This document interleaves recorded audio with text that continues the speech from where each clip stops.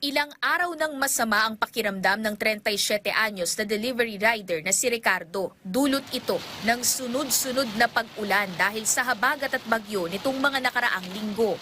3 araw na kasi ako mataas ang lagnat.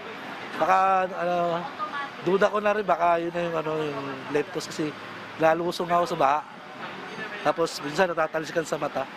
Minabuti niyang magpatingin agad sa doktor dahil nga may fast lane o mas mabilis na proseso sa bungad pa lang ng ospital, agad na diagnose si Ricardo na may leptospirosis at mabilis ding nabigyan ng paunang lunas at laboratory test. Mabilis yung serbisyo dito kasi nakikita agad yung Dahil sa pagtaas ng mga kaso ng leptospirosis, personal na ininspeksyon ni Health Secretary Edwin Mercado ang mga pasilidad ng San Lazaro Hospital sa Maynila at tiniyak na sapat ang pagtugon dito ng kagawaran. Batay sa pinakahuling tala ng ospital, umabot na sa 155 ang kasalukuyang nakakonfine dahil sa leptospirosis. Hindi bababa sa 30 ang mga bata habang lagpas 100 naman ang matanda. Kadalasan sa mga na-admit at kasalukuyang nagpapagaling ay mga pasyenteng sakop ng age group na 19 hanggang 35 anyos. Sumampa na sa 300 ang kaso ng leptospirosis sa San Lazaro Hospital simula January 1 na siyang may pinakamaraming naitalang kaso nito sa bansa. 138 patients naman ang na-discharge na.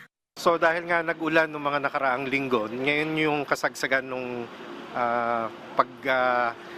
kumbaga yung incubation period ngayon nagmamanifest yung sakit. May sapat naman tayong mga gamit, kaya nga kami nagtayo din ng operation center dito sa ating Health Emergency Management Bureau. Kabi-kabila rin ng koordinasyon ng DOH sa mga accredited hospitals dito sa bansa. May 33 ospital na ang may special fast lanes para sa mga pasyenteng may mild symptoms, habang agad namang inirerekomendang malipat sa advanced facilities sa mga may malubhang kondisyon.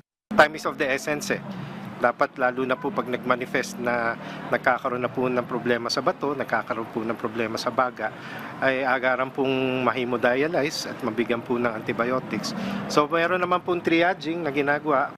Nagpatupad din ng mahigpit na tri-aging at protocol ng DOH kung sino ang mga pwedeng sa bahay nilang magpagaling, kailangan ng hospital admission o nangangailangan ng hemodialysis. Nanawagan din ng kalihim na pumunta muna sa mga pinakamalapit na rural health unit o barangay health center bago dumiretso sa mga ospital para rin hindi na mahirapan pang bumiyahe. Sheila Natividad, para sa Bayan.